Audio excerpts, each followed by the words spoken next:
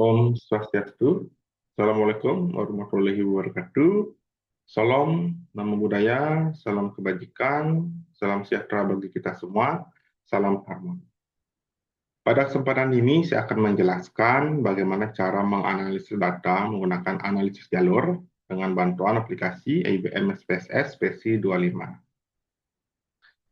Saya akan menganalisis model penelitian mediasi atau yang menggunakan variabel intervening dengan melibatkan variabel X, kemudian Y1 sebagai mediasinya atau interveningnya, kemudian Y2 sebagai variabel terikatnya. Nah, sedikit penjelasan bahwa analisis jalur merupakan tingkatan lanjutan dari analisis regresi linear berganda. Nah, di mana dalam analisis jalur ini, nanti asumsi klasik dilakukan 2 kali, yaitu pada model penelitian 1, yaitu seperti ini ya, pengaruh antara variabel bebas atau X terhadap variabel mediasi atau interveningnya, atau Y1 dalam penelitian ini.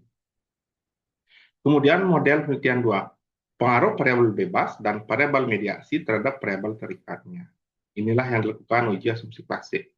Nah, ketika keduanya sudah lolos, baru bisa dilakukan pengujian hipotesis. Seperti itu.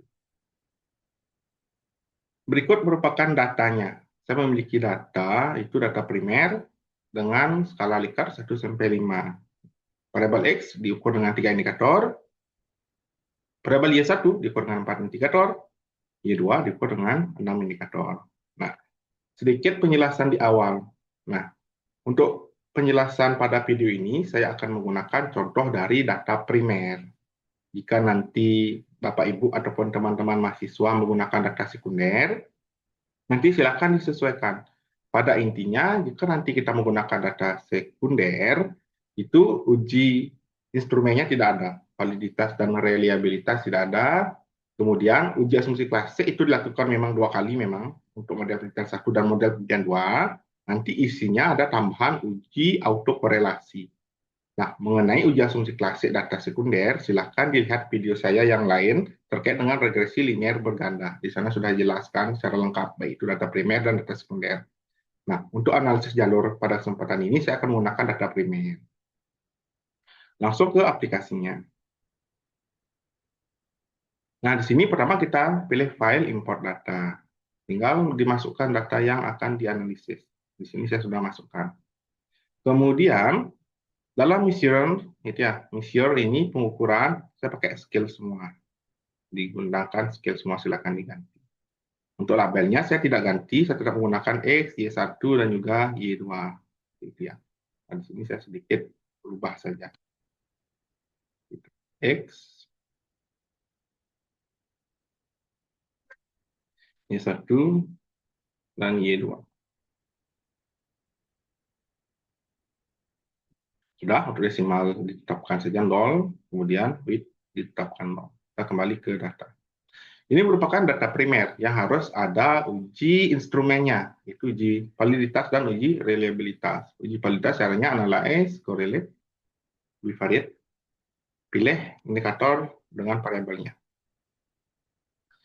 Nah, di sini ada beberapa cara sebenarnya. Bisa kita lihat percent correlation, bisa lihat nilai sig-nya. Nah, saya menggunakan nilai sig. Nah, jika nilai sig di bawah 0,05, maka instrumen penelitian sudah valid. Setiap indikatornya sudah valid. Di sini sudah di bawah 0,05. Semua sudah valid. Seperti itu. Sehingga untuk instrumen variabel X itu ya sudah valid. Kemudian kita lanjutkan lagi untuk pengujian validitas ke variabel Y1 dan juga Y2. Silakan dilanjutkan. Jika semuanya sudah valid, baru dilanjutkan ke uji reliabilitas. Sekarang saya tunjukkan caranya. Analyze skill, ya, reliability analyze. Kita pilih hanya indikatornya saja.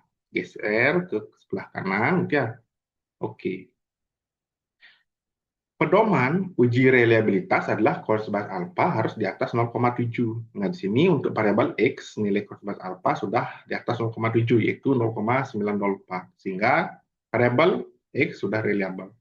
Uji reliabilitas dilakukan untuk semua variabel. Silakan nanti dilanjutkan untuk variabel Y1 dan juga Y2.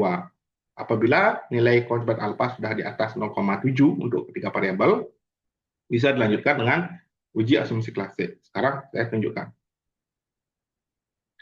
Uji asumsi klasik dilakukan pada dua model seperti yang saya jelaskan tadi, yaitu pengaruh X terhadap Y1, kemudian pengaruh X dan Y1 terhadap Y2. Nah, untuk pengaruh yang pertama, ya, kita lakukan uji normalitas dulu. Saya menggunakan Kolmogorov-Smirnov. Analyze regression linear. Tinggal masukkan, tadi kan pengaruh X terhadap Y1. Shape-nya, standardize, disentang, oke. Ya. Kemudian analyze non-parametre one case sample. Nah, di sini tinggal dimasukkan. Nilai sig harus di atas 0,05. Nah, nilainya sudah di atas 0,05, berarti penelitian ini datanya sudah berdistribusi secara normal. Kita lanjutkan untuk uji heteroskedastisitas. Saya menggunakan uji Gletser. Nah, tadi sudah diperoleh nilai unstandardized-nya. Ya. Sekarang kita cari nilai absolutnya. Transform, compute variable. Nah, di sini jadi sudah saya sempat mencobanya untuk mengetes data. Kita tuliskan ABS, stores, variabel yang tadi kita analisis adalah Y1-nya. Itu pengaruh X terhadap Y1. All, ABS, pilih.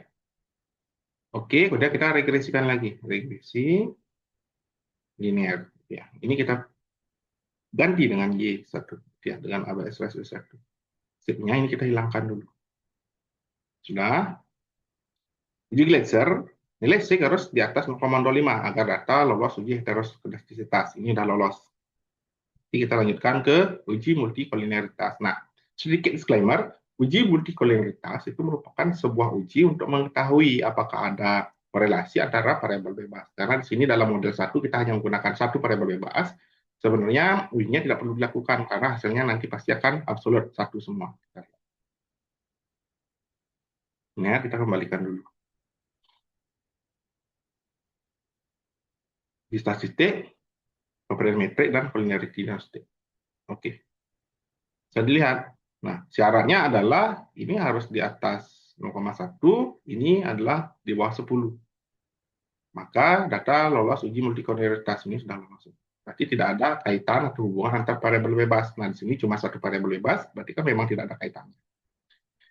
Data sudah lolos uji normalitas, heteroskedastisitas, dan juga multikolinearitas untuk model penelitian pertama. Kita analisis lagi untuk model penelitian yang kedua. Pilih analyze, regression, biar tidak bingung, reset aja biar kembali ke jalan awal. Tadi adalah pengaruh X dan Y1 terhadap Y2. Shape-nya tentang continue, oke. Analyze, kemudian non-parametre, kemudian one sample. Ini reset aja biar tidak bingung. Kita masukkan yang kedua.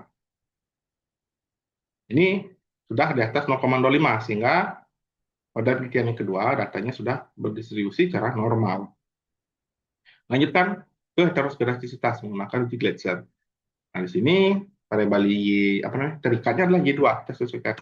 Tuliskan Y2, post, kita ke ABS lagi, masukkan yang kedua untuk Y2-nya. Oke, regression lagi. Ganti dulu dengan ABS res Y2-nya. Shape-nya dihilangkan. Continue, ya, sudah. Dan nilai sig-nya tidak ada yang berada di bawah 0,05, semua di atas 0,05 untuk variabel bebasnya. Sehingga tidak terjadi gejala heteroskedastisitas. Nah, kita lanjutkan ke multikolinearitas lagi untuk model penelitian yang kedua. Analyze, regression, linear. Kita kembali riset dulu biar tidak bingung. Ya, masukkan, kemudian Y2-nya dimasukkan. Setelah itu, bagian statistik, covariance metrik, dan collinearity diagnostic. Continue. Ya, nah, oke. Nah, sekarang kita lihat tolerance harus di atas 0,1. Semua variabel bebas sudah di atas 0,1. VAF harus di bawah 10, semua sudah di bawah 10, sehingga tidak terjadi gejala multikolinearitas dalam model penelitian ini. Yang kedua, artinya tidak terjadi korelasi antar variabel bebas dalam model penelitian yang kedua, pengaruh X dan Y1 terhadap Y2. Nah, tadi model 1 sudah lolos uji asumsi klasik, model 2 sudah lolos uji asumsi klasik, sekarang kita uji hipotesiskan. Untuk model yang pertama dulu, pengaruh X terhadap Y1, analysis regression linear. Biar tidak bingung kembali, gitu ya, karena ini saya berikan tutorial untuk memang pemula seperti itu ya. Saya akan buatkan riset dan lebih. Kita masukkan aja X dan Y. Sudah tidak ada tambahan lagi, langsung. Nah, kita analisis dulu sekarang. Karena X-nya 1, kita lihat di R-square-nya dulu. 0,343, yaitu 34,3%. Artinya, Y1 itu dipengaruhi sebesar 34,3% oleh X. Sisanya itu sebanyak 65,7% dipengaruhi oleh variabel lain di luar penelitian ini. Kemudian uji hipotesisnya, kita lihat uji T-nya. Koefisien A-nya lihat. X itu ya, ini di bawah 0,05 berarti berpengaruh, ini nilainya positif. Ya, positif. Karena unstandardized dan standardized nanti pasti akan sama. Kalau unstandardized ini negatif, standardized ini juga negatif. Gitu. Jadi kita simpulkan ini menunjukkan arahnya positif berarti. Ini berpengaruh berarti X berpengaruh positif terhadap Y1. Hipotesis pertama diterima. Sekarang kita uji hipotesis untuk model penelitian yang kedua, analyze, kemudian regression, linear. Ini kita kembalikan aja. X dan juga Y1, Y2. Sudah. Nah, di sini kita pakai adjust R square karena X-nya lebih dari 1. Adjust R square 0,717 menunjukkan Y2 dipengaruhi sebesar 71,7% oleh X dan Y1. Sisanya itu sebesar berarti 28,3% dipengaruhi oleh variabel lain di luar penelitian ini. Nah, kita lihat uji T-nya. X di bawah 0,05 berarti berpengaruh, arahnya positif, berarti berpengaruh positif terhadap Y2. Y1 berpengaruh positif terhadap Y2. Tesis 2, 3 dan 1, 2 dan 3 diterima. Sekarang kita lakukan kita lakukan uji untuk pengaruh tidak langsungnya.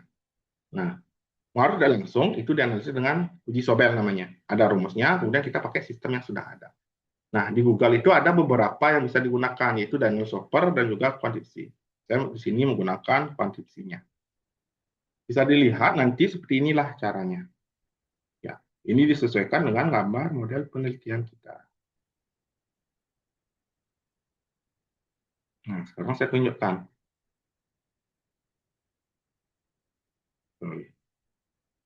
Nah, di sini. Saya akan tunjukkan seperti ini. Nah, caranya kita adalah ASA. Kita harus catat ASA, artinya di sini pengaruhnya ke variabel bebas, ke mediasi. Bebas ke mediasi. Kita dari sini cari unstandardized koefisiennya, kemudian cari standar errornya. Ya, pengaruhnya ini X ke Y1. Kemudian di sini B dan SB, cari unstandardized koefisien B untuk pengaruh mediasi ke variabel terikatnya, cari standar errornya. Seperti itu. Baru kita masukkan ke sini nanti. Nah, di sini tadi saya sudah coba dan data ini sudah lolos. Sekarang saya tunjuk.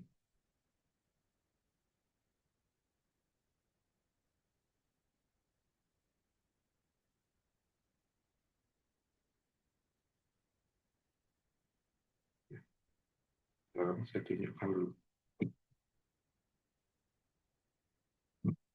Ini yang saya kecilkan jadi. Nah, sekarang kita lihat. Masukkan. Tadi kan A. A-nya itu adalah standardized koefisien dari X ke Y1. Kita cari X ke Y1. Kita lihat di sini. Ini adalah hasilnya. X ke Y1, standardized-nya 0,678. Masukkan 0,678. Standar error-nya 0,136. Masukkan di sini. Untuk B-nya, tadi digambar, ya B-nya adalah ini. Mediasi ke variabel terikat. Sekarang kita lihat. Mediasi ke variabel terikat. Ini variabel terikatnya, ini mediasinya. Standardized coefficient-nya adalah 0,765. Masukkan. Ya. 0,765. Masukkan sini. Standar error-nya ini. 0,144. Masukkan ke sini. Nah, setelah masuk datanya, calculate. Hasilnya akan keluar. Ini diambil 3 angka di belakang koma. Ini T statistiknya positif, berarti berpengaruh positif. Berarti menunjukkan X berpengaruh, ya karena di bawah 0,05 berpengaruh, arahnya positif, berarti berpengaruh positif terhadap Y2 melalui Y1. Ataupun bisa dapat dikatakan bahwa Y1 memediasi pengaruh positif dari X terhadap Y2. Berarti hipotesa keempat itu terbukti bahwa Y itu sebagai variabel mediator ya. Dia mampu memediasi pengaruh positif dari X terhadap Y2. Nah, demikian penjelasan dari saya. Artinya analisis jalur secara lengkap, mulai dari pengaruh langsung maupun pengaruh tidak langsungnya.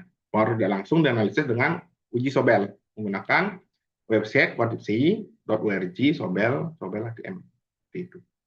Sekian yang bisa saya sampaikan. Saya ucapkan terima kasih. Saya tutup dengan Param Santi. Om Santi Santi Santi Om. Wassalamualaikum warahmatullahi wabarakatuh. Salam, namo buddhaya, salam kebajikan, salam sejahtera untuk kita semua. Salam hormat.